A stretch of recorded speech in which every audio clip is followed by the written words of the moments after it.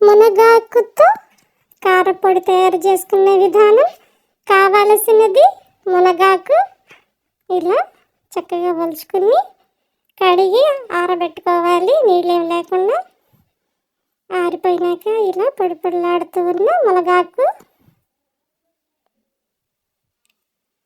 దీంట్లోకి 10 ఎండుమిరపకాయలు, గుప్పుడు వేరుశనగ గుళ్ళు, 2 స్పూన్లు ధనియాలు, 1 స్పూను జీలకర్ర, 2 స్పూన్లు పచ్చిశనగపప్పు, 10 వెల్లుల్లి రెబ్బలు,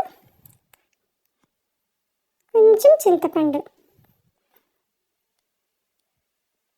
నిమ్మకాయ సైజు అంతా చింతపండు తీసుకుంటున్నాం. మునగాకు కారపొడిలోకి వీటిని వేయించుకోవాలి. ముందుగా ఒక కళాయి పెట్టుకుని దాంట్లోకి కరివేపాకు, మునగాకు వేసుకుని వేయించుకుందాం. కరివేపాకు కూడా వేసుకుని వేయించుకుంటే బాగుంటుంది. గుప్పుడు కరివేపాకు, 2 కప్పులు మునగాకు సిమ్లో పెట్టి చక్కగా కింద నుంచి పైకి తిప్పుకుంటూ వేయించుకోవాలి. మునగాకు ఆరోగ్యానికి చాలా మంచిది. మీరు కూడా ఇంట్లో మునగాకు వాడుకోండి. గెర్రెతో తిప్పుకుంటూ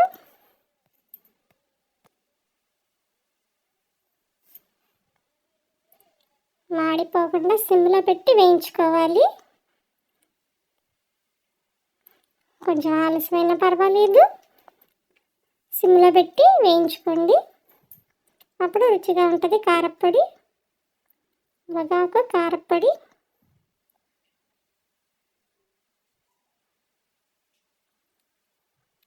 ఇది చక్కగా వేగినాక చల్లారేదాకా పక్కన పెట్టుకోవాలి. ఇప్పుడు అదే కళాయిలో 1 స్పూను నూనె వేసుకుని ఎండుమిరపకాయలు వేసి వేయించుకోవాలి.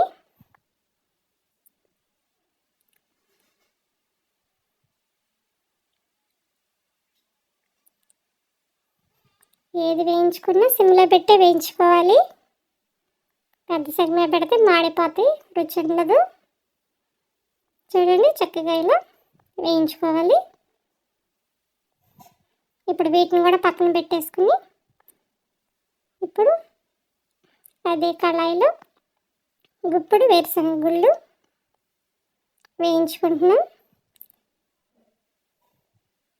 ఇవి వేగేటప్పుడే వెల్లుల్లి రెబ్బలు మనము దీంట్లో వేసి వేయించుకోవాలి. ఇలా చేత్తో ఇలా చితక్కొట్టి నూనెలో వేసి వేయించుకోవాలి. నూనెలో వేగితే వెల్లుల్లిపాయలు చక్కగా మంచి వాసన వస్తాయి. చూడండి, గుళ్ళు వెల్లుల్లిపాయ వేగిపోయి అన్నిటిని ఇలా వేయించుకొని పక్కన పెట్టుకోవాలి, చల్లారాలి మొత్తం. ఇప్పుడు ధనియాలు, జీలకర్ర, పచ్చిశనగపప్పు కూడా వేసి సిమ్లో పెట్టి వేయించుకుంటున్నాం. కావాలంటే ఒక 2 స్పూన్లు సాయి మినపప్పు కూడా వేసుకోవచ్చు. సిమ్లో పెట్టి వేయించుకుంటే చక్కగా పప్పులు కరకరలాడుతూ వేగి మంచి వాసన వస్తాయి.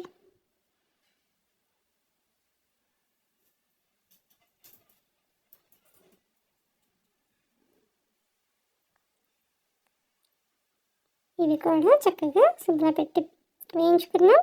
వీటిని కూడా పక్కన పెట్టి చల్లారినాక ముందుగా మిక్సీ గిన్నెలో ఎండుమిరపకాయలు వేసి మిక్సీ పట్టుకోవాలి.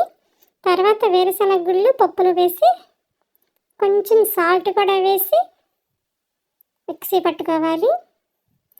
చింతపండు కూడా మిక్సీ పట్టేసుకోవాలి దీంట్లోనే వేసి. ఇదిగో చూడండి, ఇప్పుడు మునగాకు, కరివేపాకు మనం వేయించుకున్నది కూడా మిక్సీ పట్టుకోవాలి. ఇలా మిక్సీ పట్టుకున్న దాంట్లో ఈ పప్పుల పొడి మనం వేయించుకున్నది కూడా కలుపుకొని మొత్తం ఒకసారి మిక్సీ పట్టుకొని మునగాకు కారపొడి రెడీ చేసుకుంటామేను. మీరు కూడా